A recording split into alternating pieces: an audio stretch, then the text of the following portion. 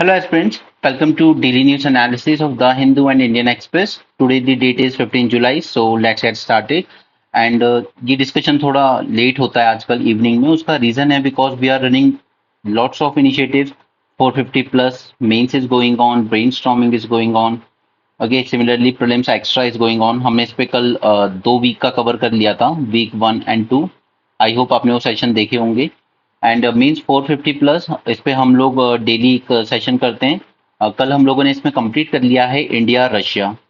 उसको हमने पूरा होलिस्टिकली किया है. उसके अलावा ऐसा कोई पॉइंट नहीं बचता है जो आपको न्यूज़पेपर या कहीं भी एक्स्ट्रा या न्यू देखने को मिलेगा. ओके, उसको हमने हर डायमेंशन से कवर किया है. ब्रेन स्टॉर्मिंग में आज हम लोग 2-3 टॉपिक और कवर करेंगे, जिसमें से एक इंपॉर्टेंट वन होगा जो मुस्लिम एक्ट वर्सेस हमारा सेक्शन 125 को लेकर जो जजमेंट आया था, इसको थोड़ा डिटेल में एनालाइज करेंगे आज. इसके अलावा और कौन से 2 टॉपिक होंगे वो अभी पोस्ट कर दिए जाएंगे टेलीग्राम चैनल पर. ओके, another thing is कि other than this newspaper analysis, most of the things will now move exclusively on the application itself. तो आपने अगर अब तक डाउनलोड नहीं किया तो वहां से कर लीजिए, और अगर अभी तक आपने कोर्स ज्वाइन नहीं किया है तो आप उसको ज्वाइन कर लीजिए, क्योंकि अल्टीमेटली गोल यही है कि 3-4 मंथ में आपको कंटेंट वाइज भी एंड ब्रेनस्टॉर्मिंग के थ्रू भी मेंस के लिए तैयार किया जा सके. उसके बाद फिर हम लोग आंसर राइटिंग शुरू करेंगे जो थ्रू आउट द ईयर जारी रहेगी. ओके, चलिए. Trump survives assassination bid at the rally. तो ये सिर्फ एक न्यूज थी और कुछ नहीं. आपको सिर्फ इसमें अगर कोट कभी करनी पड़े कहीं पर तो एक लाइन कोट कर सकते हैं, that there is no place for violence in politics. Okay, आगे चलते हैं हम लोग. 3 die of asphyxiation at coal mine Gujarat. इसका मतलब क्या होता है? इसका मतलब होता है लैक ऑफ ऑक्सीजन की वजह से डेथ हो जाना, या आप कह लीजिए सफोकेशन की वजह से डेथ हो जाना. ठीक है, बट इस पूरे इशू को आप as a fodder material quote करेंगे कि हमारे यहाँ इंडिया में कितनी सारी इलीगल माइंस चल रही हैं जो रजिस्टर नहीं है प्रॉपर. वहां पर वर्कर सेफ्टी के कोई नॉर्म्स एप्लीकेबल नहीं होते हैं. While digging for a low grade coal in illegal mine in several parts of the district. Okay, Gujarat का केस है ये. ठीक है, आपको एक फॉर्डर मटेरियल की तरह काम आएगा कि हमारे यहाँ लॉस कितने लैक्स हैं और वर्कर सेफ्टी को हम लोग कितना ताक पे रख के चलते हैं. आर्मी ऑफिसर की आर्मी ने यहाँ पर ऑफिशियल्स ने कुछ क्लैरिफिकेशन दिया है, क्योंकि इनके हस्बैंड की डेथ हुई थी, वो डॉक्टर थे आर्मी में, और इनके जो इन लॉज हैं यानी कि लड़की के पेरेंट्स, उन्होंने एलिगेशन लगाए थे कि जो बहू है यानी कि मिसेस स्मृति सिंह, ये सब कुछ लेकर जा चुकी है यहाँ से, हमारे पास कुछ नहीं है. तो यहाँ पे आर्मी ने क्लैरिफाई किया है कि देखिए स्पाउस का ही राइट बनता है पेंशन पर. आर्मी ग्रुप इंश्योरेंस फंड से 1 करोड़ रुपए मिले हैं, which is split between wife and parents. While pension pension जो है वो डायरेक्टली स्पाउस को ही जाती है. ठीक है, बाकी इस फंड से जो पैसा मिला है 1 करोड़, वो डिवाइड किया गया है between the wife and the parents. इसके अलावा चीफ मिनिस्टर योगी ने भी 50 लाख रुपीज दिए थे, which was split into 35 and 15 lakhs between wife and parents. ये छोटी छोटी बातें इंपॉर्टेंट नहीं है. What is important for us is this policy. As per policy, once an officer is married, his wife is nominee for the pension. और रही बात will की, तो an officer when commission into army executes A will nominating the next of kin for insurance. Okay, यहाँ पे बात insurance की हो रही है. फ्रॉम दिस फंड जो 1 करोड़ रुपए मिले उसके लिए तो ये नॉमिनेट कर सकता है प्रॉपर, लेकिन बात जब पेंशन की आती है तो वो स्पाउस यानी कि वाइफ का ही राइट बनता है यहाँ पर. ठीक है, तो यहाँ पर नेक्स्ट ऑफ किन नॉमिनेट कर सकता है एक ऑफिसर, ताकि इंश्योरेंस से जो फंड आएगा, प्रोविडेंट से जो फंड आएगा, या कोई अदर मूवेबल इमूवेबल प्रॉपर्टीज होगी. While there can be multiple nominees for all these, there is no such option given to the pension. ठीक है, insurance, provident fund, movable immovable properties के लिए आप मल्टीपल नॉमिनीज रख सकते हो, लेकिन पेंशन के लिए ऐसा कोई प्रोविजन नहीं है. Okay, fund, provident fund, insurance fund, other assets, the percentage of division between wife and parents can be defined. और यहाँ पे जो अंशुमन सिंह हैं उन्होंने 50-50 डिवाइड किया था अपनी वाइफ और पेरेंट्स के बीच में. लेकिन बात जहां तक पेंशन की आती है तो पेंशन में ऐसा कुछ नहीं होता है. पेंशन पूरी स्पाउस यानी कि इस केस में वाइफ को ही जाएगी. क्लियर? ये एलिगेशंस लगे थे तो उसके रिस्पेक्ट में था. Next is again cyber security से रिलेटेड है.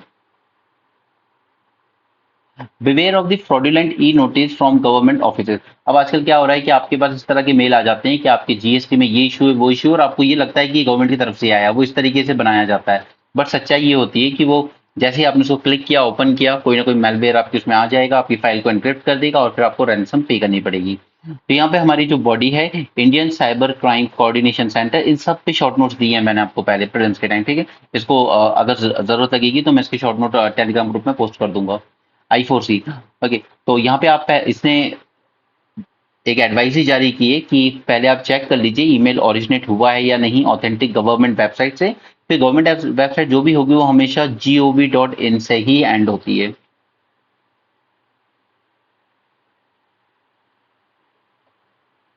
Continue 45 days MSME payment rule. अब हमने एमएसएमई से रिलेटेड 2 दिन पहले भी काफी सारे इंपॉर्टेंट पॉइंट देखे थे, और हम जल्दी इस पर एक मेंस 450 प्लस सेशन भी करेंगे ताकि एमएसएमई सेक्टर हमारा पूरी तरीके से तैयार हो जाए।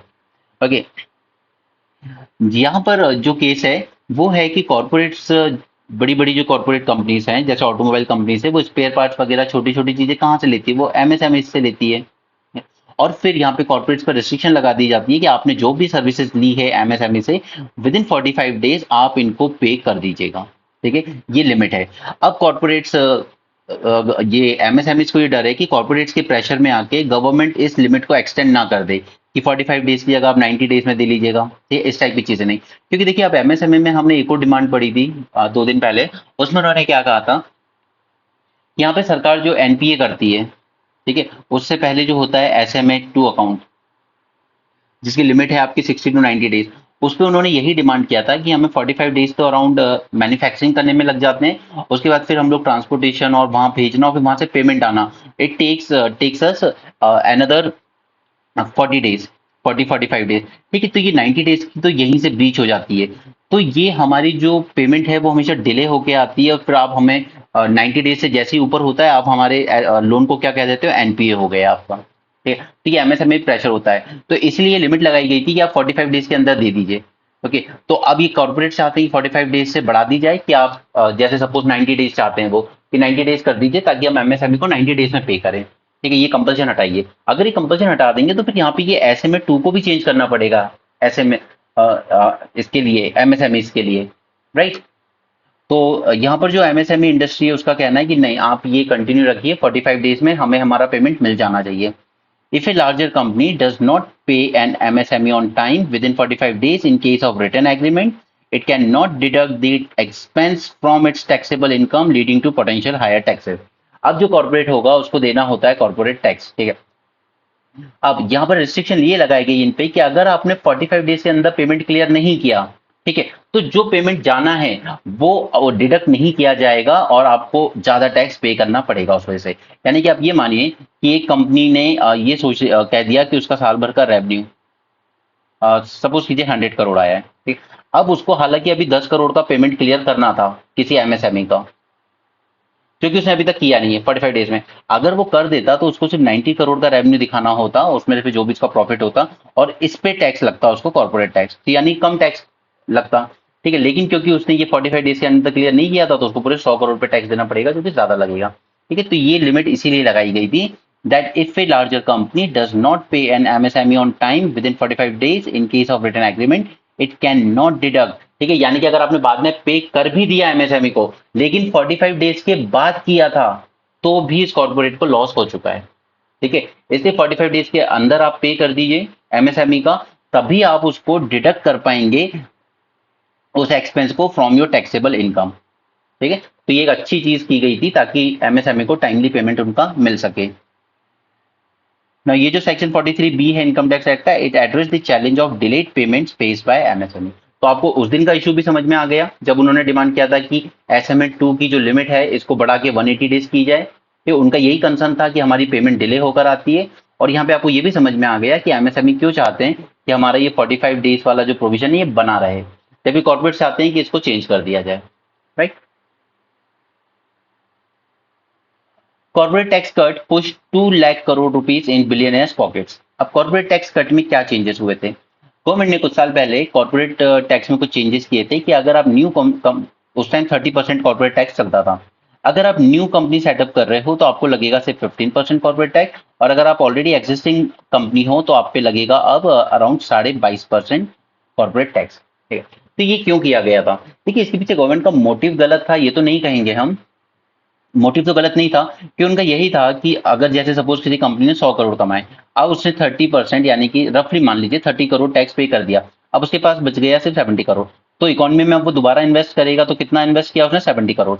लेकिन अगर ये टैक्स कट करके आप 15% 22% कर दो, तो यही अमाउंट बढ़ के आपका क्या हो जाएगा? अब आपका हो जाएगा 85 करोड़। ठीक है, क्योंकि सिर्फ 15% टैक्स लगाए, या अगर सिर्फ 22% लगाए तो भी आपका टैक्स कितना हो गया? ओके, आपका टैक्स बढ़ के हो गया करीब करीब आपका 78 करोड़। ठीक है, यानी कि इतने पैसे उनके पास एक्स्ट्रा बच गए हैं, तो ये इन्वेस्ट वापस इकोनॉमी में करेंगे। तो इससे क्या होगा कि हमारा इंडस्ट्रीज का और ज्यादा एक्सपेंशन होगा, और ज्यादा प्रोजेक्ट्स आएंगे, और ज्यादा लोगों को एम्प्लॉयमेंट मिलेगा। ये मोटिव था कॉर्पोरेट टैक्स को रिड्यूस करने का। बट ये हुआ नहीं एग्जैक्टली। कॉर्पोरेट्स ने अपना टैक्स तो बचा लिया, टैक्स सेव कर लिया, लेकिन जो पैसा दोबारा इकोनॉमी में इन्वेस्ट करना था वो इन्वेस्ट नहीं किया। कोई न्यू प्रोजेक्ट्स नहीं आए, और कोई आपकी न्यू एम्प्लॉयमेंट जनरेशन हमें देखने को नहीं मिला। ठीक है, सिर्फ जो हुआ उनकी पॉकेट में चला गया जो भी सेविंग्स हुई। तो अब ये बोल रहे हैं कि फिर से आप इस कॉर्पोरेट टैक्स को बढ़ा दीजिए, क्योंकि अदरवाइज क्या हो रहा है कि गवर्नमेंट अपने खर्चे के लिए क्या कर रही है? बार बार जीएसटी बढ़ाई जा रही है। अब जीएसटी होता है कि इनडायरेक्ट टैक्स, जीएसटी है indirect tax. Corporate tax, income tax, ये सब है आपके डायरेक्ट टैक्स। डायरेक्ट टैक्स होते हैं प्रोग्रेसिव इन दी नेचर, यानी कि जो ज्यादा अर्न कर रहा है, जो ज्यादा रिच है, उसको ज्यादा पे करना पड़ता है, तो ये अच्छा माना जाता है। इनडायरेक्ट टैक्स होता है रिग्रेसिव इन नेचर। रिग्रेसिव यानी आप अमीर हो गरीब हो, ये सब पे इक्वली लगता है। अब फिर बात वही आ जाती है, किसी की इनकम 10,000 है, किसी की 1 लाख रुपए महीना है। ठीक है, तो 10,000 रुपए वाले पे भी जीएसटी आपका सपोज 28% लग रहा है, और 1 लाख रुपए कमाने वाले पर भी 28% लग रहा है। ठीक है, तो ये रिग्रेसिव होता है, ये दो सबको बराबर काउंट करता है रिस्पेक्टिव की किसकी इनकम कितनी है।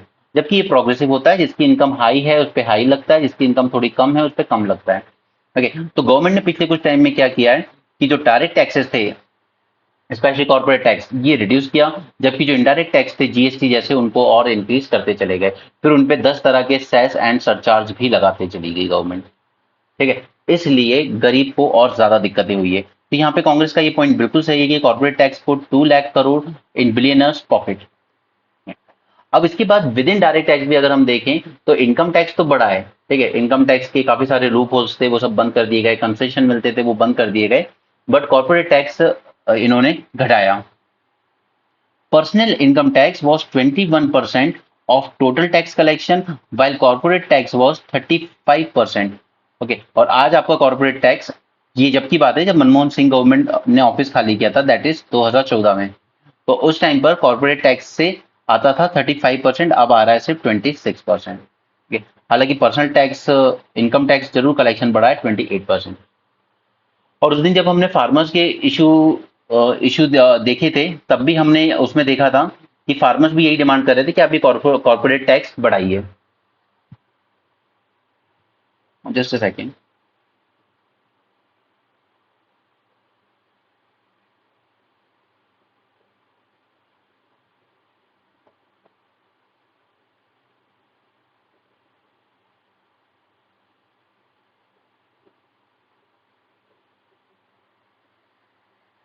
राइट, आगे चलते हैं।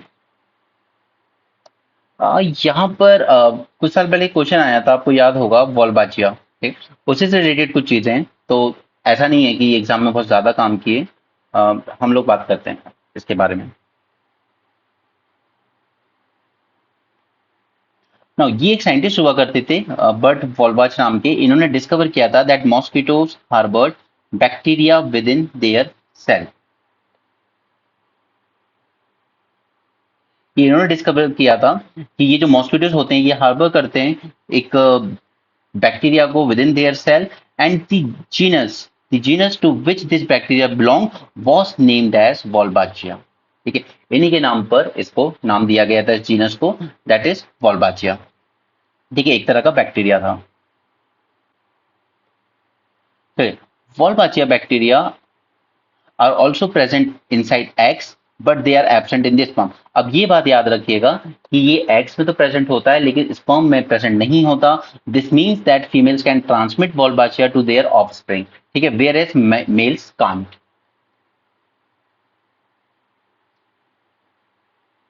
As a result, Wolbachia have evolved ways to manipulate their insect host to produce more female than male progeny. ठीक है, ये बात समझ में आई, क्योंकि एक्स में तो मिल सकता है लेकिन उसमें नहीं मिलता है, और इसी के लिए इसको मॉस्किटो की पॉपुलेशन कंट्रोल करने के लिए इस वोल्बाचिया मेथड को यूज किया गया था, और यही यूपीएससी ने आपसे पूछा था 2023 के प्रीलिम्स में। Wolbachia bacteria had manipulated the wasp and Carcia formosa to entirely get rid of mills।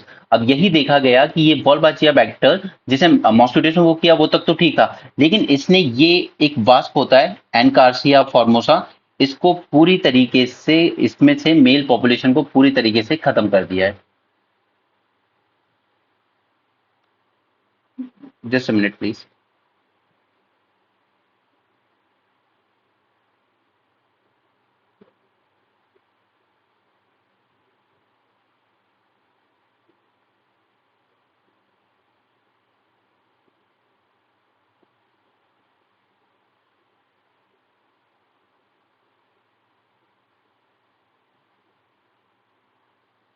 Sorry for interruption. Now the farmer friendly एमेलॉन ई फॉर्मोसा, इसकी बात कर रहे हैं हम, ठीक है, जिसमें से इसने मेल को ऑलमोस्ट कंप्लीटली रिड कर दिया है इस बैक्टीरिया ने। E formosa wasps are of interest to agriculture scientist because they provide an efficient way to control white flies. और व्हाइट फ्लाइज क्या है? दीज आर एक्चुअली एक तरह के आप कह सकते हो कि वीड्स हैं, ठीक है, जिनको हमें हटाना होता है। White flies feed on sap of plant leaves causing productivity loss and are thus major agriculture pest। The wasp seek out the nymphs या larvae of white flies and lays its egg on them, and when these eggs hatch, the larvae that emerge penetrate the nymph and feed on tissues, grow to adulthood and in the process kill the nymph। ठीक है, तो इसलिए ये farmers के लिए ज्यादा जरूरी है, लेकिन इनकी मेल पॉपुलेशन को इस बैक्टीरिया ने पूरी तरीके से डिस्ट्रॉय कर दिया है। राइट, बाकी ये सब बातें उतनी काम की नहीं है कि अब एग्जाम पॉइंट ऑफ व्यू से काम आएगी। यहाँ पे रिसर्चर्स ने नोटिस किया that in the wild E formosa was almost never produced males, and जब इन्होंने लेबोरेटरी में क्या किया, इन लोगों ने यहाँ पर एंटीबायोटिक यूज किया, and the laboratory they found that if the female wasp was treated with antibiotic almost 70% of progeny were male. अगर हम इससे इनको ट्रीट कर देते हैं एंटीबायोटिक से, तब जाकर ये मेल प्रोड्यूस कर पा रहे हैं। तो यही साइंटिस्ट ने इसमें डिस्कवर किया है। रीजन क्या हो सकता है? Reason for this was that antibiotic treatment reduce the concentration of Wolbachia bacteria. ठीक है, तो वॉल्बाचिया बैक्टीरिया से बस एक बात आप याद रखिएगा, वो वैसे ऑलरेडी यूपीएससी पूछ ही चुका है, कि इस बैक्टीरिया की वजह से आपकी जो मेल पॉपुलेशन होती है उसको कंट्रोल किया जा सकता है। चलो आगे चलते हैं। ये शशि थरूर जी ने लिखा है, बट ये mostly political point of view से है, तो नॉट इम्पोर्टेंट। कर्नाटका के गिग वर्कर बिल को हम पिछले 2 दिन से भी डिस्कस कर रहे हैं, लेकिन इसमें भी कुछ बातें हैं जो कह सकते हैं कि अधूरी है।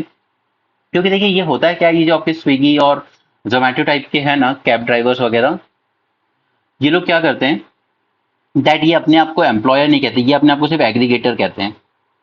क्योंकि इनका ये कहना है कि हम कुछ नहीं कर रहे हैं, हम तो एक कंज्यूमर को और एक सर्विस प्रोवाइडर को, यानी कि कैब ड्राइवर या डिलीवरी, ठीक है, इन दोनों को कनेक्ट कर रहे हैं अपने प्लेटफॉर्म के थ्रू। तो ये अपने आप को एग्रीगेटर कहते हैं। अब इससे प्रॉब्लम ये होती है कि यहाँ पर जो हमारे एम्प्लॉय और एम्प्लॉयर रिलेशनशिप के लिए जितने भी लॉज बनाए गए हैं, ठीक, जितने भी हमने जो 4 कोड्स बनाए हैं अभी लेबर्स के, ठीक है, वो इन पे अप्लाई नहीं होते हैं लीगली। इसलिए इसके लिए एक अलग से लॉ बनाने की डिमांड की जा रही है नेशनल लेवल पर भी। इससे पहले राजस्थान ने इसको लॉ बनाया था, लेकिन वो कोल्ड स्टोरेज में चला गया गवर्नमेंट चेंज होने के बाद। अब कर्नाटक गवर्नमेंट ने इस पर एक लॉ बनाने के लिए शुरू किया है। नाउ कर्नाटका इंट्रोड्यूस्ड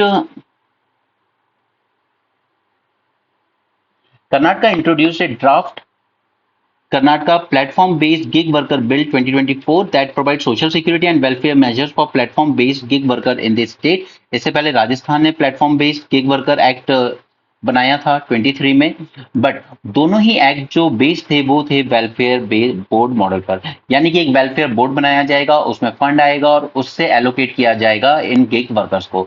बट सच्चाई ये है कि ये जो मॉडल है हमारा वेलफेयर बेस्ड, ऐसा नहीं है पहली बार यूज कर रहे हैं, हमने कंस्ट्रक्शन वर्कर्स के लिए बनाया है, बट सच्चाई ये होती है कि इसमें फंड तो आता है लेकिन पैसा अनयूटिलाइज पड़ा रहता है। This model does not address employment relations as such and is more appropriate for self employed informal worker. ठीक है, ये अभी भी ये जो मॉडल है वेलफेयर बेस्ड वाला, ये इसको ज्यादा एड्रेस नहीं कर रहा है एम्प्लॉयमेंट रिलेशन के, क्योंकि हम तो अभी उनको एम्प्लॉयर मान ही नहीं रहे हैं जो प्लेटफॉर्म वाले हैं। तो the rise of gig worker versus work issues. ना पिछले पूरे डेकेड में हमने देखा there is development in cab and retail delivery sectors. Niti Aayog ने प्रोजेक्शन दिए हैं that gig workforce expanding 23.5 million workers by 2030। अगर हो सकेगा तो आज हम लोग गिग वर्कर को ब्रेनस्टॉर्मिंग सेशन में इंक्लूड कर लेंगे, ठीक है, ताकि हम उसको थोड़ा डिटेल में एनालाइज भी कर लें। ऑलराइट, तो हमारे आज ब्रेनस्टॉर्मिंग में दो टॉपिक्स हो जाएंगे, एक ये वाला हो जाएगा और एक वो जो मुस्लिम पर्सनल लॉ एक्ट से रिलेटेड है वो हो जाएगा, ठीक है।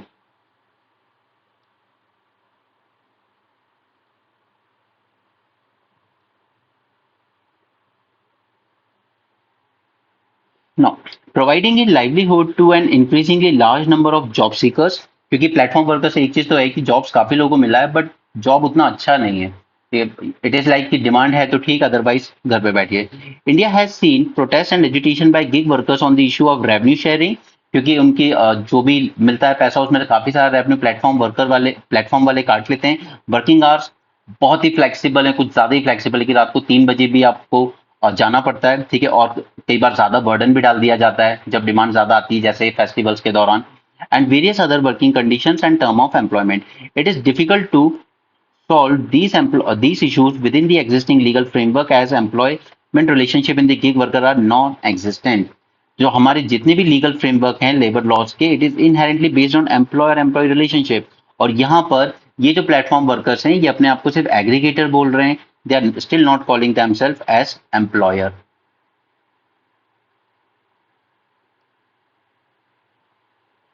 Those who run the platform prefer to call themselves as aggregator,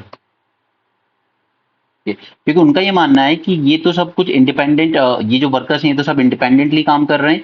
aggregators believe that they are providing the technology and bringing together independent workers and consumers. वो सिर्फ वर्कर्स और कंज्यूमर्स को साथ ला रहे हैं, इसलिए वो अपने आप को एग्रीगेटर या प्लेटफॉर्म बेस्ड वर्कर कहते हैं, बट वो ये नहीं कह रहे हैं कि हम लोग एम्प्लॉयर या एम्प्लॉय सॉर्ट के रिलेशनशिप है।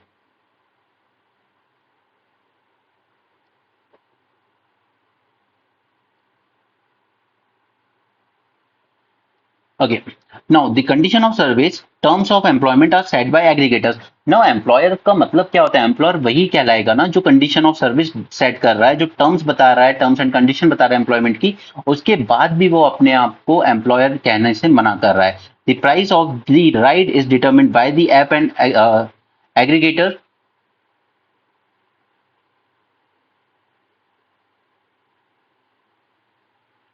In this context, gig workers seek fair treatment, improved working condition and access to social security as legal entitlement। अब यूके में कुछ रूलिंग निकल के आई है, वो क्या है? United kingdom supreme court rule that Uber is an employer. अब वहां पर अगर उबर एम्प्लॉयर है तो फिर इंडिया में वो अपने आप को एग्रीगेटर प्लेटफॉर्म कैसे कह रहा है, right? Uber is an employer and that existing labor laws of the UK do apply to Uber driver as well. And in India, gig and platform workers are included in Code on Security, Social Security 2020 as kind of informal self-employed worker, but there is no mention in other three laws। अब हमने जो 4 labour code बनाए हैं उसमें एक code है on social security, right? वहां पर हम लोगों ने गिग वर्कर की बात तो की है, बट हमने उनको कंसिडर किया as a kind of informal self employed worker. हमने उन्हें सेल्फ एम्प्लॉयड वर्कर माना है, अभी भी हमने उन्हें ये नहीं माना है कि वो वर्कर किसी और के लिए काम कर रहे हैं, राइट? तो वहां पर ये लूप होल है, जो हमारा कोड ऑन सोशल सिक्योरिटी उसमें ये लूप होल रह गया है। सेकेंड थिंग इज कि बाकी की जो अदर 3 लॉज हैं उनमें तो हमने बात ही नहीं की है इनकी, गिग वर्कर्स की, राइट? और तो हमारे जो 4 लेबर कोड्स हैं उसमें एक हो गया सोशल सिक्योरिटी, सेकंड है हमारा कोड ऑन वेजेस, थर्ड है industrial relation and occupational safety and fourth है health and working condition code, ठीक है? ये हमारे 4 कोड हैं। Rajasthan Act and Karnataka Act preferred the term aggregator for app companies rather than employer, and without the recognition of employment relation, protective labor laws that ensure a minimum wage, occupational safety, health, working hours, and legal entitlements, and the right to collective bargaining cannot be applied। जब तक हम इनको employer employee relationship में नहीं include करेंगे, तब तक हम ये सारे जो बेनिफिट मिलते हैं एक एम्प्लॉय को, ठीक है, लेबर लॉस में प्रोटेक्शन मिलती है, मिनिमम वेज डिसाइड होते हैं, ऑक्यूपेशनल सेफ्टी मिलती है, health, working hours, leave entitlement मिलती है। ये सारे जो बेनिफिट्स हैं ये अवेलेबल नहीं हो पाएंगे गिग वर्कर को जब तक हम एग्जैक्टली ये एम्प्लॉयर एम्प्लॉय रिलेशनशिप को रिकग्नाइज ना करें। Now there is no guarantee on minimum earning for gig workers. There is no regulation on working hours also.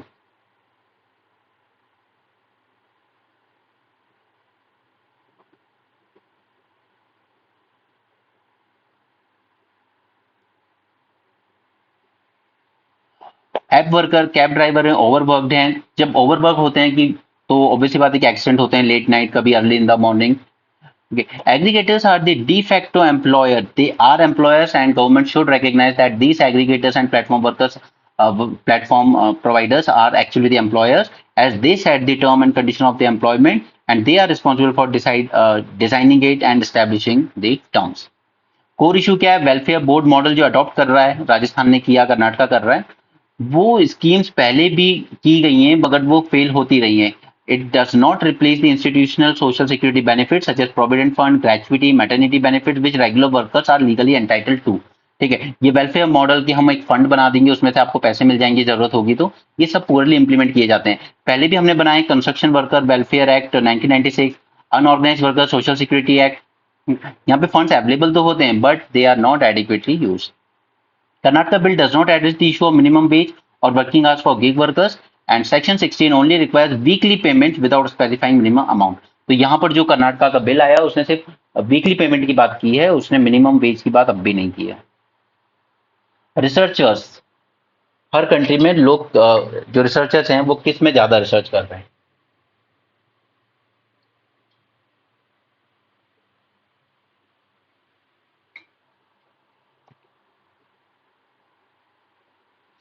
देखिए, चाइनीज रिसर्चर्स की अगर बात करें तो they produce more than twice as many papers on topic of AI.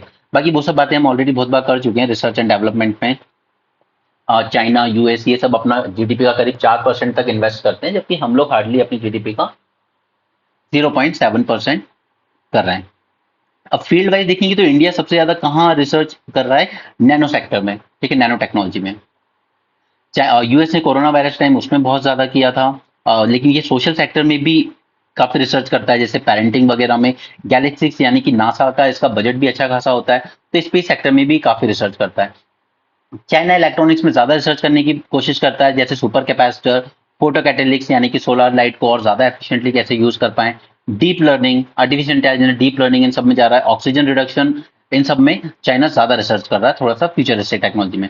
अच्छा, ये super capacitors में कल हमने प्रीलिम्स एक्स्ट्रा में क्या देखा था? एक ऐसी चीज जो कि हमारे फॉरवर्ड मटेरियल, हमारे आंसर को और इंप्रेसिव बना सकती है, जैसे that was coconut husk.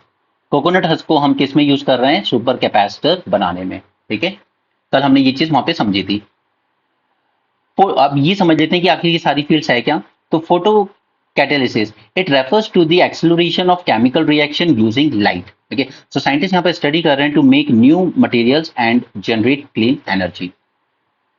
Mostly focus है ग्रीन हाइड्रोजन पर। And supercapacitors are energy storage. Supercapacitors are energy storage device that trap and hold energy as electrostatic charge.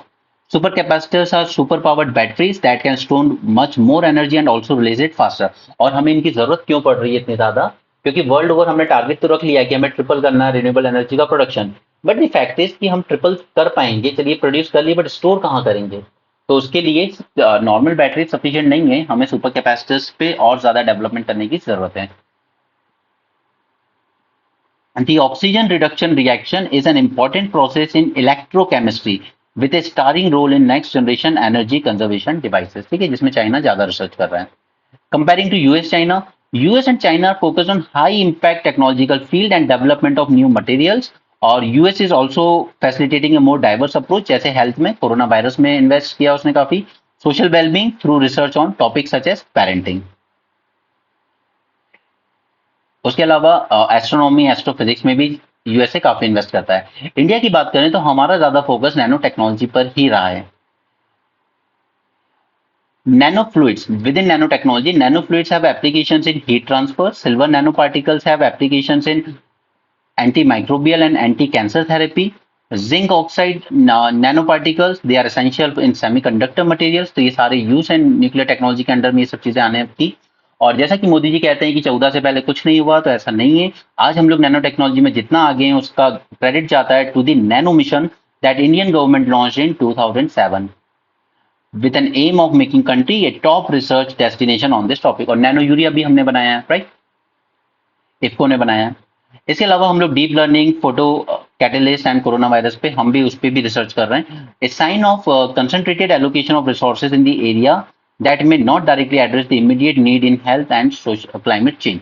हमारे यहाँ फंडिंग का तो थोड़ा इशू है, ठीक है, या तो कम होती है और जो होती भी है तो वो एक फिक्स सेक्टर में जा रही है, जैसे डिफेंस में चला गया, न्यूक्लियर में चला गया, नैनो टेक्नोलॉजी में चला गया, तो फिर बाकी के जो एरिया है वो नेग्लेक्ट रह जाते हैं। Alternatively, we need to guide nanotechnology towards solution more closely related to India's sustainable development goal and energy transition target. Okay. तो ये सब एक अच्छे फॉर्डर मटेरियल काम तरह आपके लिए काम करेगा एग्जाम में, एंड मोस्ट इंपॉर्टेंटली कि आपको ये सब पता होना चाहिए आखिर ये सब है क्या, ठीक है। तो वो सब हमने देख लिया यहाँ पर। ठीक है, फोटो कैटालिसिस क्या है, डीप लर्निंग आपको पता ही, ऑक्सीजन रिडक्शन रिएक्शन कहाँ पे यूज हो रही है, सिल्वर नैनो पार्टिकल का यूज हमने देख लिया, जिंक ऑक्साइड का यूज हमने देख लिया। ओके, आगे चलते हैं। सीबीआई से रिलेटेड हमने सारी चीजें कवर कर ली हैं। आप ऐप पे जाएंगे, आपको न्यूज़पेपर एक्स्ट्रा करके एक सेक्शन मिलेगा, द हिंदू एक्स्ट्रा, उसमें मैंने आपको पूरी एक प्रॉपर पीडीएफ फाइल शेयर की है। वहां पर मैंने सीबीआई से रिलेटेड सारी चीजें हमने कवर की है, इनके अपॉइंटमेंट, इनके टेन्योर, जनरल कंसेंट क्या है, अगर स्टेट गवर्नमेंट विड्रॉ कर ले तो फिर आपको स्पेसिफिक कंसेंट लेना पड़ता है हर केस में। और ये केस वेस्ट बंगाल का जो केस है ये भी हमने 2 दिन पहले डिस्कस किया था, जहां वेस्ट बंगाल ने कहा था कि हमने जनरल कंसेंट विड्रॉ कर लिया था 2018 में, उसके बाद भी सीबीआई ने हमारे अगेंस्ट 18 से ज्यादा केसेस लगा दिए हैं। और फिर उस पर यूनियन गवर्नमेंट ने आर्ग्यूमेंट दिया था कि हम कंट्रोल नहीं करते हैं सीबीआई को, बट सुप्रीम कोर्ट ने कहा था कि देखिए ये सब कुछ पूरा कंट्रोल आपके हाथ में ही आता है, ठीक है, रूल्स आप डिसाइड कर रहे हो, स्टैंडर्ड्स आप सेट कर रहे हो, अपॉइंटमेंट आप कर रहे हो, तो ऐसा नहीं है कि आप कंट्रोल नहीं कर रहे हो, राइट। उसके बाद जो वर्डिक्ट निकल के आया था वो हमने डिस्कस कर लिया था उसी दिन, और फिर इसके क्या इंप्लीकेशन है ये सब हमने वहां पे बातें कर ली थी। तो उस पीडीएफ को रिवाइज जरूर कर लीजिएगा, उसमें सीबीआई से रिलेटेड सारी चीजें हो जाएंगी आप कंप्लीट, आप ऐप से डाउनलोड कर सकते हैं उसे जाकर। Union government Rin on financial transfer in different states, हमने बहुत पहले एक बार मेंस 450 प्लस में सेशन किया था, तब हमने समझा था कि स्टेट गवर्नमेंट की कंसर्न क्या है। अगर आप जाएंगे मेंस 450 प्लस की लिस्ट में तो वहां पे आपको मिल जाएगा। फिलहाल के लिए आप एक बार समझिए, एक होते हैं ग्रॉस टैक्स कलेक्शन, यानी कि सेंट्रल गवर्नमेंट के पास ओवरऑल जितने भी टोटल रेवेन्यू आ रहा है, फिर इस ग्रॉस में से ये लोग निकाल देते हैं सेस एंड सरचार्ज, यानी सेस एंड सरचार्ज को काउंट नहीं करेंगे हम, ठीक है। उसके बाद कलेक्शन करने की जो कॉस्ट आई है, यानी कि जो मशीनरी लगी होती है हमारी इतनी बड़ी administrative machinery for tax collection, उसके चार्जेस निकाल देंगे। उसके बाद यूनियन टेरिटरीज को जो ट्रांसफर कर दिए होंगे वो चीजें भी माइनस कर दी जाएंगी। जब हम ग्रॉस में से ये सब माइनस कर देते हैं, उसके बाद हमारे पास जो निकल के आता है उसे हम कहते हैं नेट टोटल रेवेन्यू और नेट कलेक्शन, ठीक है। ये है gross revenue collection, net revenue collection, clear. अब प्रॉब्लम यह है कि गवर्नमेंट जो कहती है कि हम 42% शेयर दे रहे हैं, बट द फैक्ट इज कि सेस एंड सरचार्ज में कोई शेयर नहीं दिया जा रहा है, ठीक है। यहाँ पर यूटीज को ट्रांसफर कर दिया जा रहा है, उसके बाद जो बच रहा है नेट, उसमें से आप शेयर दे रहे हो। तो ये 42% भी एग्जैक्टली अगर हम ग्रॉस का देखेंगे, यानी जितना सेंटर के पास आ रहा है, तो ये ग्रॉस का तो हार्डली 34% के आसपास बनता होगा। तो स्टेट की नाराजगी ये है कि हमें जो शेयर दिया जा रहा है 42%, वो ग्रॉस रेवेन्यू कलेक्शन में से दिया जाए, ना कि नेट रेवेन्यू कलेक्शन में। क्योंकि गवर्नमेंट क्या कर रही है कि बाकी के टैक्सेस डायरेक्टली नहीं बढ़ा रही है, अगर डायरेक्टली बढ़ाती तो वो शेयर करना पड़ता, लेकिन गवर्नमेंट क्या करती है, सेंट्रल गवर्नमेंट, वो सेस एंड सरचार्ज बढ़ाती है ज्यादातर। जैसे जब पेट्रोल डीजल के प्राइसेस बहुत नीचे चले गए थे क्रूड ऑयल के इंटरनेशनल मार्केट में, तो 7 टाइम्स इस पे सेस बढ़ाती चली गई गवर्नमेंट, और ये पूरा सेस जो बढ़ा पेट्रोल डीजल पे, ये कहाँ गया, अकेले सेंटर के पास, जो कि उसको शेयर नहीं करना पड़ा स्टेट्स के साथ, राइट। तो यही कुछ कंसर्न्स यहाँ पे हाईलाइट हुए और यही कंसर्न्स हमने पहले भी डिस्कस किए थे। 14 फाइनेंस कमीशन, इसका पीरियड था 1516 से। यहाँ पे union government has been reducing financial transfer since, जब से 14 फाइनेंस कमीशन आई है तब से ये फाइनेंशियल ट्रांसफर रिड्यूस हो रहे हैं। देखने में लगेंगे कि बढ़े हैं, बट एक्चुअली बढ़े नहीं है, रिड्यूस हुए। नाउ 14 फाइनेंस कमीशन ने कहा था कि 42% दीजिए, तो सभी स्टेट्स इक्वल के लिए बहुत खुश हुए थे कि 13 फाइनेंस कमीशन तो 32% दिलवा के गई थी, 14 फाइनेंस कमीशन ने सीधे 10% का इंक्रीज करवा दिया, सो ये ठीक लगा था। फिर 15 फाइनेंस कमीशन ने भी इसको रिटेन किया ऑलमोस्ट। 41 इसलिए दिख रहा है यहाँ पर क्योंकि उस टाइम तक Jammu and Kashmir and Ladakh union territory बन चुका था, तो उन्होंने कहा 42 में से जो 1% था वो आप स्पेसिफिकली दे दीजिए जम्मू कश्मीर और लद्दाख को, ठीक है। तो मोरलेस सेम ही रहा 15 फाइनेंस कमीशन में भी। But Union government has not only reduced the financial transfer to states but also increased its own total revenue to increase its discretionary expenditure. The discretionary expenditure are not being routed through the state budgets and therefore can impact the different states in different ways.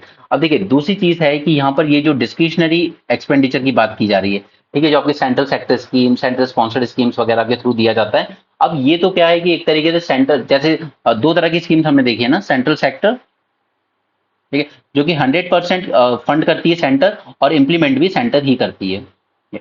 उसके बाद आती है centrally sponsored, तो इसमें tight fund आता है, 50% centre दे रहा है, 50% स्टेट दे रहा है, लेकिन स्टेट को देना ही पड़ेगा 50%, ये कंपलसरी हो जाता है फिर उसके लिए। फिर वो सोच रहा है कि मेरी प्रायोरिटीज कहीं और है, मुझे वहां करना है, तो वहां नहीं कर सकते, आपको यहां करना पड़ेगा अगर आपको इस स्कीम का ये वाला 50% कॉम्पोनेंट अवेल करना है तो। Right, this is the problem with the states कि आपने सिर्फ एक तो ऊपर से जो फंड दिया वो हमें डायरेक्ट नहीं दिया, आपने टाइट कर दिया उसको, और आप कह रहे हो कि अगर आपको ये 50% जो सेंटर दे रहा है अगर ये अवेल करना है तो आप भी इतना ही 50% अपने पास से भी एलोकेट कीजिए, तो आपने हम पे एक कंपल्शन थोप दिया। Finance commission recommended state share in net tax revenue of union government. अब ये प्रॉब्लम बना है स्टेट गवर्नमेंट की, नेट टैक्स रेवेन्यू। अब इस नेट में से सेस सरचार्ज निकल जाता है पूरा, that is the problem. The difference between the gross and the net tax revenue include collection cost, tax revenue to be assigned to union territories, and cess and surcharge. So the share of gross tax revenue was just 35% and 30%. While gross tax revenue government का कितना increase हुआ है? It has increased from 14 lakh crore to 33 lakh crore. That is more than twice. लेकिन state government का जो share था वो कितना हुआ है? It increase just from 5 to 10, यानी कि ग्रॉस टैक्स कलेक्शन जो आया यूनियन का वो तो मोर देन डबल हुआ, while share of state has just double. तो ये प्रॉब्लम है स्टेट गवर्नमेंट की। उनका एक डिमांड ये है कि यहाँ पर जितना प्रोपोर्शन में ओवरऑल टैक्स इंक्रीज हो रहा है उतने ही प्रोपोर्शन में हमारे स्टेट्स का भी शेयर इंक्रीज होना चाहिए।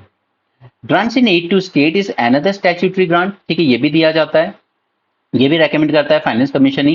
And grant in aid to state has declined in absolute amount. So the combined share of statutory financial transfer in the gross tax revenue, अगर हम ग्रॉस के टर्म्स में देखेंगे तो it has declined actually from 48% to 35%.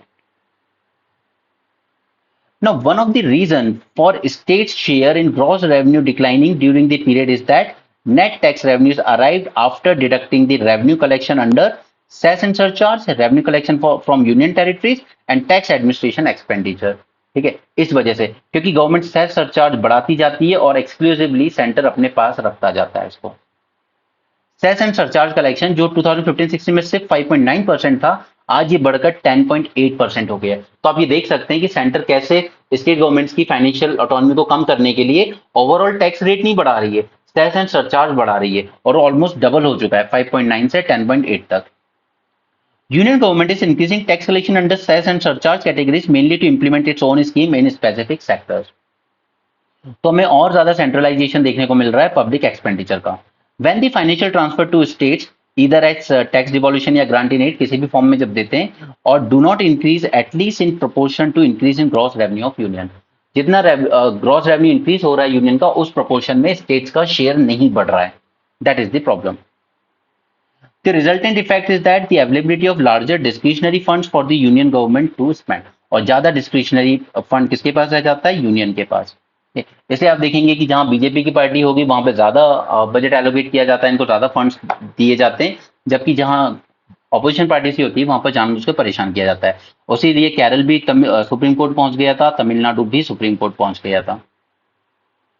The union government has two other routes of direct financial transfer to states, that is central sponsored scheme and central sector scheme. ठीक है, अब इन दो तरीकों से भी पैसा जाता है स्टेट्स में, but union government propose the scheme and states implement them committing there financial resources well. अब ऊपर से अगर सेंटर का 50% कॉन्ट्रीब्यूशन आपको चाहिए तो आप भी उतना एलोकेट कीजिए। This creates to different effects in terms of inter state equity in public finance. ये भी हमने पहले डिस्कस किया है, इंटर स्टेट इक्विटी। ये क्या प्रॉब्लम होती है कि अगर सपोज कोई हाउसिंग स्कीम है, उसका फायदा सिक्किम को भी लेना है, चलिए वो तो चलो नॉर्थ ईस्ट हो गया, छोड़ो उसको, झारखंड को लेना है और दूसरी तरफ तमिलनाडु को भी लेना है। तमिलनाडु के पास स्टेट से भी उतना रेवेन्यू आता है कि वो 50% अपना शेयर एलोकेट कर सकता है और उस स्कीम का बेनिफिट ले सकता है। बट झारखंड के पास, जस्ट एक सिनेरियो के लिए मान लीजिए झारखंड या बिहार, उनके पास उतना रेवेन्यू नहीं आता, तो वो एलोकेट नहीं कर पाएंगे। तो यानी कि इस स्कीम का फायदा झारखंड या बिहार जैसे स्टेट नहीं ले पाएंगे, तमिलनाडु जैसे स्टेट ले लेंगे। तो यहां पर भी इंटर स्टेट इक्विटी हार्म होती है। Next is less wealthy states will have to commit their borrowed finance in these centrally sponsored scheme, thus increasing their own liabilities. अब जो बेचारे स्टेट्स ला रहे हैं जो 50% शेयर, हो सकता है कई स्टेट्स तो लोन के थ्रू ला रहे होंगे। अब मैं लोन से पैसा तो लेके आ रहा हूँ, लेकिन उसके बाद भी मुझे कहाँ एलोकेट करना पड़ रहा है, जहां सेंटर ने स्कीम बनाई है उसमें। सेक्टर स्कीम की बात करें तो this is fully funded by union in the sectors where as union government has exclusive legislative institution control over the allocation of this scheme. Okay, और इनमें एलोकेशन बढ़ता चला गया है, इसलिए आपको हर जगह प्रधानमंत्री जी का नाम दिखता है, हर स्कीम के साथ भी और हर जगह। फिर घर घर लोगों के दिमाग में बैठता है कि खाना तक मोदी जी दे रहे हैं। ओके, और ऐसी अभी सेंट्रल सेक्टर 700 स्कीम्स चल रही हैं। Union government can allocate financial resources with a motive to benefit specific states or constituencies through central sector scheme। अब सेंट्रल सेक्टर स्कीम का एक इको साइड इफेक्ट ये हो जाता है कि सेंटर कुछ इस तरीके से फाइनेंशियल रिसोर्सेज एलोकेट करेगा कि जिस स्टेट में, सपोज एमपी बीजेपी का स्टेट है, ठीक है, जिस स्टेट में वो चाहता होगा कि यहाँ पे स्कीम का ज्यादा फंड आ जाए, तो वो उस तरीके से स्कीम को डिजाइन करेंगे। Then financial transfer through CSS देख लीजिए या सेक्टर स्कीम देख लीजिए, these are called as non statutory transfer as they are based on neither any legal provision nor any formula determined by finance commission. ये पूरी तरीके से सेंट्रल गवर्नमेंट का ही डिस्क्रिप्शन रहता है यहाँ।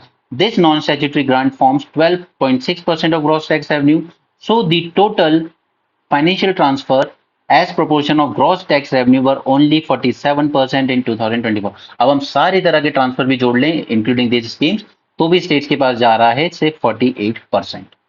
Okay. Further, these non-statutory grants are tied grants spent on specific schemes. So this reduces the freedom of states in conducting public expenditure.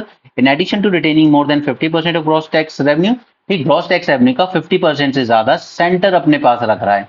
ठीक है, ये बहुत ज्यादा होता है। Union government incurs A fiscal deficit of 5.9%, और इतना रेवेन्यू रखने के बाद भी आपके पास 5.9% का फिस्कल डेफिसिट है। ठीक, तो ये दिखाता है कि मिसमैनेजमेंट किसके पास ज्यादा है, जबकि केरल जैसे स्टेट्स को परेशान किया जाता है कि आप फाइनेंशियल मिसमैनेजमेंट कर रहे हैं। फिर बाकी के ये सब आर्टिकल्स उतने काम के नहीं हैं, हम आगे देखते हैं। यहाँ पे रवांडा से रिलेटेड है, बट अगेन मैं कहूंगा कि इसमें आपके काम का कुछ नहीं है, सिर्फ अगर पढ़ना होता हो वैसे पढ़ सकते हो, एग्जाम पॉइंट ऑफ व्यू से कुछ नहीं है। छोटा सा स्टेट है ये, मिस्टर कगामे हैं, ये तब से रूल कर रहे हैं जब से रवांडा में जेनोसाइड हुआ था। ठीक है, between Houthi and Tutsi, in tribes के बीच में हुआ था और 10 मिलियन से ज्यादा लोग मार दिए गए थे, तब से रूल कर रहे हैं। अब रवांडा के रिस्पेक्ट में न्यूज जो काम की थी वो थी कि यूएन ने यहाँ पर कहा है कि रवांडा ने जो डेमोक्रेटिक रिपब्लिक ऑफ कॉन्गो, वहां पर एक M23 मूवमेंट जो चल रही है, जो कि अभी यूपीएससी ने पूछी भी है अपने ईपीएफओ के एग्जाम में। ठीक है, अभी जो हुआ लेटेस्ट एग्जाम उसमें पूछा भी है। तो इस मूवमेंट में यहाँ पे मिलिटेंट्स को सपोर्ट कर रही है रवांडन आर्मी। और सोच सकते हैं छोटा सा देश लेकिन इस तरह का रोल प्ले कर रहा है। ठीक है, democratic of Republic of Congo में ये इनकी जो आर्मी है ये प्रॉब्लम्स क्रिएट कर रही है। सेकंड थिंग इज कि रवांडा है जिसके साथ इंडिया ने स्ट्रेटेजिक पार्टनरशिप साइन की थी, उसके बाद ऑफिशियल ने भी बिना नाम बताए ये कहा था न्यूज़पेपर में कि इसमें क्या स्ट्रेटेजिक होगा इस कंट्री के साथ। सेकंड इज कि ये बहुत ज्यादा पीस कीपिंग मिशन में कंट्रीब्यूट करते हैं। ठीक है, पीस कीपिंग में जो सोल्जर्स भेजते हैं अपनी सभी कंट्रीज, इंडिया, पाकिस्तान, बांग्लादेश सब भेजते हैं, इसमें फोर्थ नंबर पे आता है Rwandan army. A small landlocked African nation playing the big league with military might and image branding and political influence. It become a major strategic player with tentacles spread far and wide. यहाँ पे एक de facto leader जमे हुए हैं since 1994 genocide and running for a fourth term as president in elections on Monday. This iron-fisted Kagame has established a sphere of influence far outweighing Rwandan size to develop the country and entrench his own power base. ठीक है, ये use करते हैं military and economic means को as a influence and soft power, और इसी को कहा जाता है स्मार्ट पावर। ठीक, अब ये ऐसा करते हैं कि जैसे किसी कंट्री को मदद चाहिए कि आपकी आर्मी की, मिलिट्री की हमें जरूरत है, तो ये उसमें कहते हैं ठीक है आपको मिलिट्री की मदद तो मिलेगी लेकिन साथ में हमें कुछ इकोनॉमिक बेनिफिट्स भी दीजिए। तो चलिए वो पे कर देंगे। उसके अलावा और क्या इकोनॉमिक बेनिफिट चाहिए? इकोनॉमिक बेनिफिट ये चाहिए कि आपकी कंट्री में जो भी माइनिंग वगैरह प्रोजेक्ट्स होंगे उसमें मेरे देश की कंपनीज को हिस्सा मिलना चाहिए। ठीक है, इसी को कहते हैं स्मार्ट पावर। छोटे से देश में भी अगर एक अच्छा लीडर आ जाए तो वो उसको विजिबल करवा देता है दुनिया के सामने। ठीक है, so it's never about countries how powerful a country is.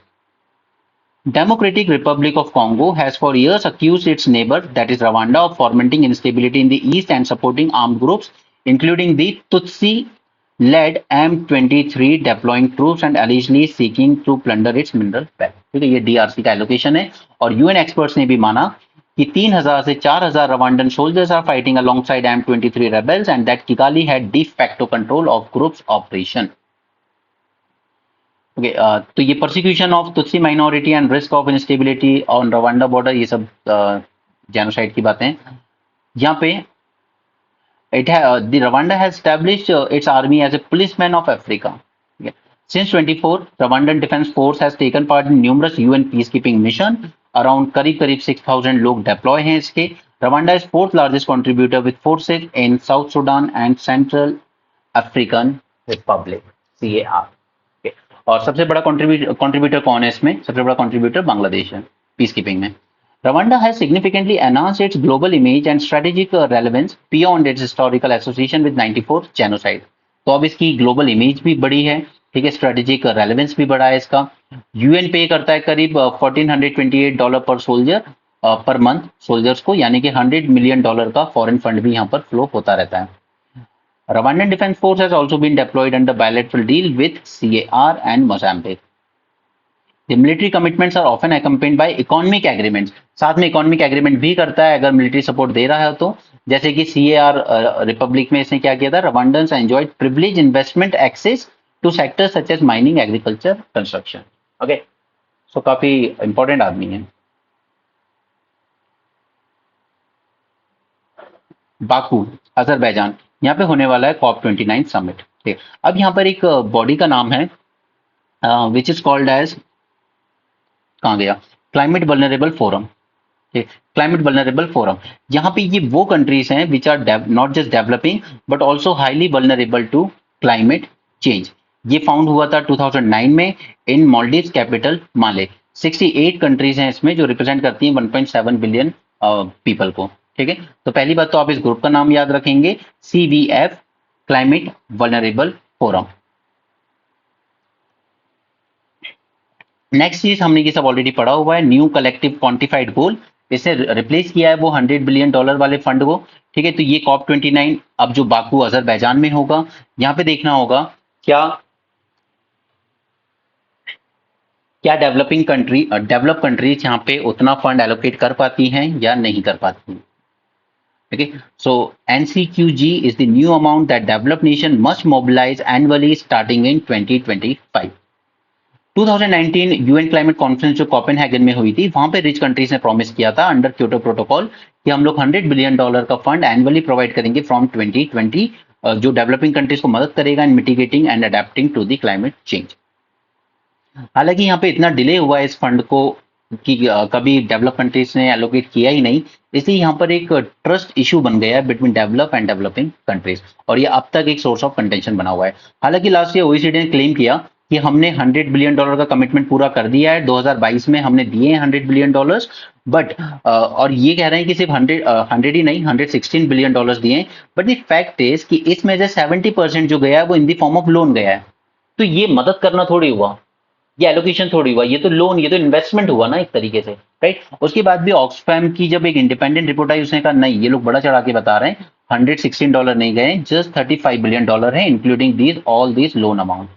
Okay, तो डेवलप कंट्रीज अभी भी पैसे देने के मूड में नहीं है। यहाँ पर कंसेंसस बनाने की कोशिश की जाएगी एनसीक्यूजी पर। दिस हैज कंसेंसस बनाना मुश्किल हो गया है क्योंकि रिच कंट्रीज अभी भी एग्री नहीं कर रही है इस पे।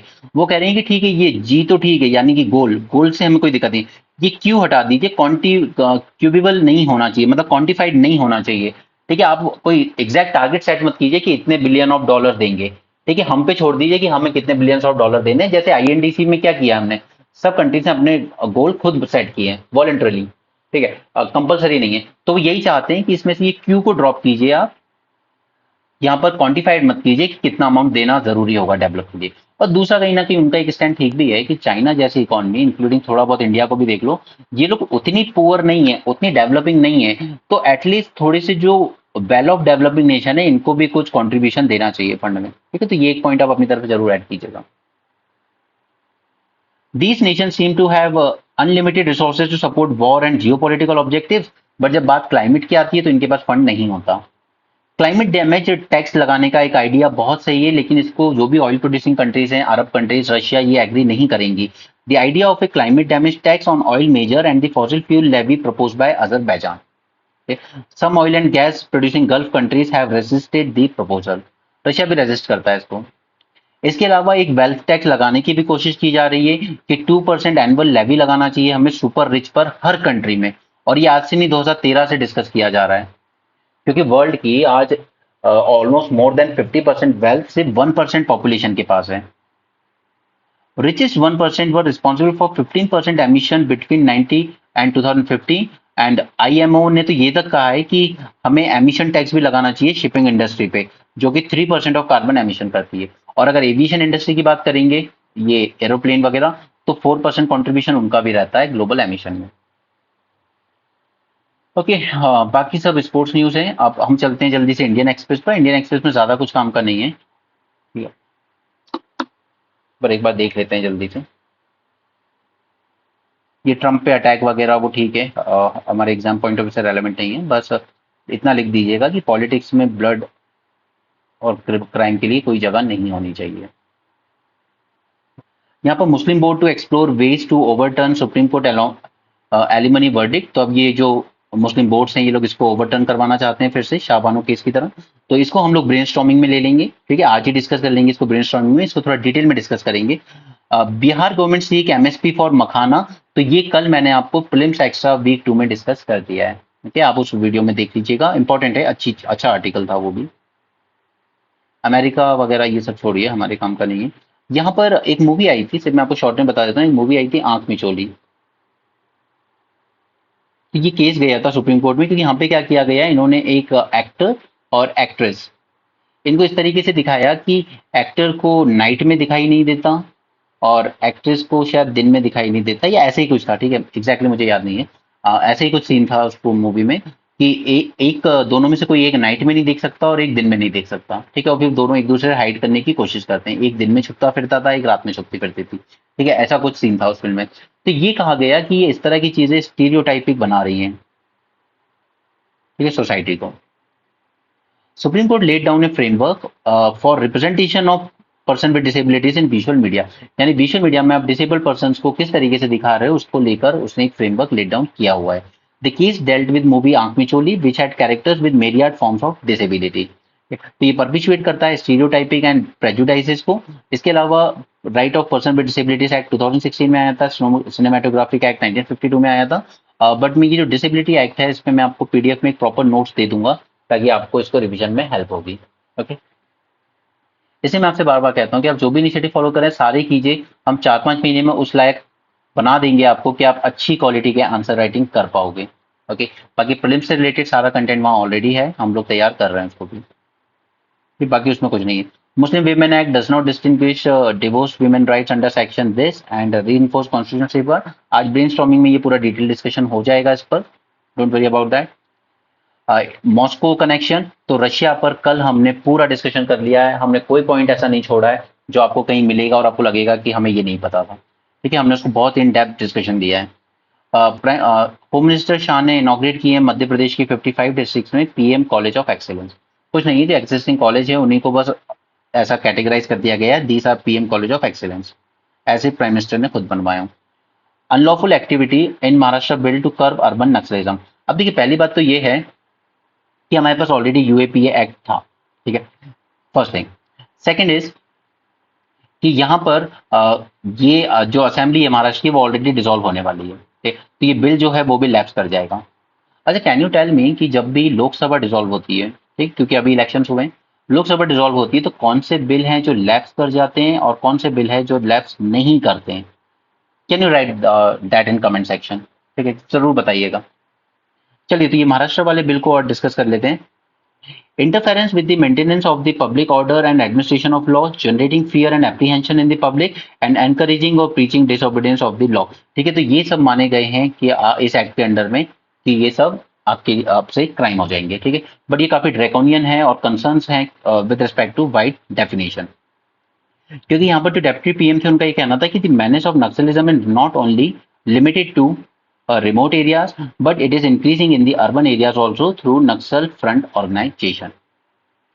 Now ये जो फ्रंटल ऑर्गेनाइजेशन है ये क्या होते हैं, ये एग्जैक्टली वायलेंस नहीं कर रहे हैं, but they provide the logistic safe refugee to arm cadres, Naxal cadres. Existing laws are ineffective and inadequate to tackle this menace of Naxalism. और छत्तीसगढ़, तेलंगाना, आंध्र, उड़ीसा ने भी इनेक्ट किया है पब्लिक सिक्योरिटी एक्ट। ठीक है, इसी को डील करने के लिए उन्होंने भी 48 नक्सल फ्रंटल ऑर्गेनाइजेशन को बैन किया है। हालांकि ये बिल लैप्स कर जाएगा with dissolution of the assembly and will have to be reintroduce in the new house. तो हमें ज्यादा जानने की जरूरत नहीं थी इसके बारे में, लेकिन फिर भी यहाँ पे मेन प्रोविजंस दिए गए हैं तो हम एक बार देख लेते हैं। अगर हो सकेगा तो इसको भी हम आज ब्रेनस्टॉर्मिंग में डिस्कस कर देंगे। ठीक है, ताकि थोड़ा इन डेप्थ डिस्कशन हो जाएगा, क्योंकि ये बिल पास होना हो बट एग्जैक्टली हमें अर्बन नक्सलिज्म को किस तरीके से टैकल करना है उसके लिए हमें यहाँ पे अपने सारे पॉइंट्स मिल जाएंगे। ठीक है, तो हम इस पर और एक्स्ट्रा रिसर्च करके इसको शाम को या आज रात हम लोग ब्रेनस्टॉर्मिंग में डिस्कस कर सकते हैं। The bill gives government the power to declare any suspect organization as an unlawful organization। This is first power. ये 4 ऑफेंसेस के बारे में बात करता है कि एक तो जहां पर आप मेंबर हो, दूसरा जहां पे आप मेंबर नहीं है लेकिन आप फंड रेज करने में मदद कर रहे हो, तीसरा आप उनको मैनेज कर रहे हो या असिस्ट कर रहे हो उनका ऑर्गेनाइजेशन मैनेज करने में, या फिर आप खुद कमिट कर रहे हो कोई अनलॉफुल एक्टिविटी। तो ये 4 इसमें ऑफेंसेस ऐड किए गए। पनिशमेंट हो सकती है jail term up to 7 years, 2 to 7 years and fine 2 to 5 lakh. ये कॉग्निजेबल होगा, यानी कि बिना वारंट के भी आपको अरेस्ट किया जा सकता है, नॉन बिलेबल होंगे। यूएपीए ऑलरेडी हमारे पास एक एंटी टेरर लॉ है, उसमें भी हम लोग डेजिग्नेट करते हैं कुछ एसोसिएशंस को एज अनलॉफुल एसोसिएशन। तो यहाँ पर यूएपीए और महाराष्ट्र बिल में सिमिलर प्रोविजंस रखे गए हैं, बट अंडर यूएपीए एक ट्रिब्यूनल बनाया जाता है विच इज हेडेड बाय जज ऑफ हाई कोर्ट। ये कंफर्म करता है declaration made by the state कि हाँ इस ऑर्गेनाइजेशन को बैन करने की जरूरत है। ठीक है, लेकिन वहां पर तो सरकार का कंट्रोल तो चलेगा नहीं पूरी तरीके से, हाई कोर्ट का जज बैठा हुआ है। लेकिन यहाँ पर महाराष्ट्र में इन लोगों ने क्या किया, इन्होंने एक एडवाइजरी बोर्ड बनाएंगे ये लोग खुद, जिसमें 3 पर्सन होंगे जिनकी क्वालिफिकेशन ऐसी होनी चाहिए एक हाई कोर्ट के जज के बराबर। वो काम करेगा कंफर्मेशन का कि हाँ इस पर बैन लगना चाहिए। तो यही एक ड्रैकोनियन प्रोविजन है कि इसका मिसयूज हो सकता है, क्योंकि इनको अपॉइंट कौन कर रहा है इस एडवाइजरी बोर्ड को, गवर्नमेंट। गवर्नमेंट ने कह दिया कि इस ऑर्गेनाइजेशन पे हमें बैन लगाना है तो लगाना है। Okay, now like UAPA, Maharashtra bill also seeks to criminalize unlawful activity, but its definition is vastly different। अब ये criminal activity की definition को ही इसने बहुत vast रखा हुआ है। जैसे unlawful activity includes secession और secession of part of territory। ठीक है, ये तो UAPA की definition है कि अगर कोई टेरिटरी से अलग होना चाहता है इंडिया से, डिस्क्लेम, क्वेश्चन और disturb the sovereignty and territorial integrity of India and causing disaffection against India. तो यहाँ तक तो ठीक है, लेकिन Maharashtra bill prescribe a lower threshold for act to be included in definition of unlawful activity. जैसे सपोज कि मैंने किसी एनजीओ को फंड दिया, वो एनजीओ अगर नक्सलाइट आइडियोलॉजी को प्रोपोगेट कर रहा था, मुझे नहीं पता था, तो now I will be considered as a criminal, right. The permission to prosecute can be given by district magistrate or police commissioner, which will quicken the process। ये सारे एक्ट्स में इंक्लूड किए गए, या आप खुद से पढ़ लेंगे कि पब्लिक ऑर्डर, पीस वगैरह को डिस्टर्ब करने वाले लोग। वेट लॉस ड्रग्स, यहाँ पे 2 ड्रग्स के नाम याद रख लीजिए आप, ये बहुत इंपॉर्टेंट है आपके लिए। यहाँ पे एफडीए ने अप्रूव कर दिया है वीगोवी, ठीक है, जिसमें यूज होता है एपीआई यानी इंग्रेडिएंट जिसका नाम है सेमाग्लूटाइड, और दूसरी ड्रग का नाम है ज़ैपबाउंड जिसमें यूज होता है API tirzepatide. Okay, they are use for weight management in adults. ठीक है, अगर आप ओबेसिटी है, ओवरवेट है, तो उसमें अलाउ किया गया है, एफडीए ने अप्रूव कर दिया और इंडिया भी अब इसको अप्रूव कर देगा जल्दी, राइट। तो अब वेट मैनेजमेंट के लिए ये लिया जा सकता है, ये दिए जाते हैं इंजेक्शन के फॉर्म में। अब पता है इनकी खोज कैसे हुई कि कुछ लोग अपना ट्रीटमेंट करा रहे थे डायबिटीज का, उसमें उन्होंने देखा कि हमारा अचानक से वेट लॉस हो रहा है, और उसके बाद उन्होंने फोटो डालना शुरू कर दी सोशल मीडिया पे, और वो वायरल हो गई कि देखिए इस दवाई से वेट लॉस हो गया। तो फिर जो कंपनी उस दवाई को दे रही थी उसने भी देखा कि यार इसमें हमने जो इंग्रेडिएंट यूज करा है इससे अगर वेट लॉस हो रहा है, तो इसी इंग्रेडिएंट को यूज करके एक अलग से दवाई बना देते हैं ना वेट लॉस के लिए। ओके, तो उन लोगों ने ये किया। The development of various weight loss drugs have been a game changer for obesity treatment in recent year, specially in US and Europe, but these drugs are yet to be commercially available in India with pending regulatory clearances and high demand abroad delaying their arrival in the country। An expert committee of India's drug regulator gave the green light to the drug ट्राइजेप्टाइड, ठीक है, तो अब allow किया जाएगा इनका manufacturing का। तो यहाँ पे ये ड्रग्स थी एक Ozempic with active ingredient semaglutide to manage type 2 diabetes. और जब ये ड्रग दी गई डायबिटिक पेशेंट को तो देखा गया उसके साइड इफेक्ट आ रहा है वेट लॉस को। तो अब इसमें ये जो इंग्रेडिएंट यूज हो रहा था सेमाग्लूटाइड, तो फिर कंपनी ने सोचा इस सेमाग्लूटाइड को यूज करके हम लोग क्यों ना बना दें। तो फिर इस कंपनी ने एक्सप्लोर किया semaglutide as a weight loss drug for people without diabetes, और उस ड्रग का नया नाम बनाया गया वीगोवी, ठीक है। दिस इज सेमाग्लूटाइड इंजेक्शन जो ओबेसिटी को ट्रीटमेंट करेगा। The maximum approved dose of semaglutide is slightly higher in Wegovy, और इस वजह से इसकी डिमांड अब और बढ़ गई है। सिमिलरली दूसरी ड्रग्स के साथ भी यही हुआ, वहां भी टाइप 2 डायबिटीज को ट्रीट किया जा रहा था मोन्जारो का, ठीक है। ये कंटेन करता था आपका इंग्रेडिएंट टिजेप्टाइड, ठीक है। और फिर इन लोगों ने नई वैक्सीन ही इस इंग्रेडिएंट को यूज करके लॉन्च कर दी, दैट इज ज़ैपबाउम, ठीक है। तो अगर पूरा कुछ ना याद रहे तो बस इतना याद रखिएगा, वीगोवी एंड ज़ैपबाउम ये क्या है, दोनों ड्रग्स हैं, लेकिन किस पर बेस्ड हैं, क्या इंग्रेडिएंट इसमें यूज हुआ है, तो इंग्रेडिएंट के नाम याद रख लीजिएगा, सेमाग्लूटाइड एंड ट्राइजेप्टाइड, ठीक है। ओबेसिटी वेट वगैरह को मैनेज करने में यूज आते हैं। यहाँ पर स्किल ट्रेनिंग का जो हमारा है नेशनल स्किल डेवलपमेंट कॉर्पोरेशन, उसने भी कहा है कि हमें टैक्स ब्रेक्स दीजिए, एग्जैक्टली जैसे आप स्टूडेंट के एजुकेशन लोन पे देते हो उसी तरह से स्किल्स के लिए भी आप अगर कोई लोन वगैरह लेता है तो उसके लिए टैक्स ब्रेक दीजिए। यहाँ पे हम लोग इंडिया कोरिया एफटीए भी नेगोशिएट कर रहे हैं। ये सब समझने के लिए आपको मेंस 450 प्लस में एक वीडियो देखना चाहिए, दैट इज एफटीए 2.0, ओके। उसमें हमने पूरी बात की थी कि एफटीए 1 जो पहले चले थे इन सबको गवर्नमेंट ने रद्द कर दिया। उसने कहा कि हम नए स्टार्टिंग से रीनेगोशिएट करेंगे सभी एफटीएस को, और उसको हमने कहा FTA 2.0। Okay, so that's it for this session, thanks for joining and do join our comprehensive course, क्योंकि अब से सारी चीजें यूट्यूब पर अवेलेबल नहीं हो पाएंगी। Okay, so that's it for this session, thanks for joining, have a great day and keep learning.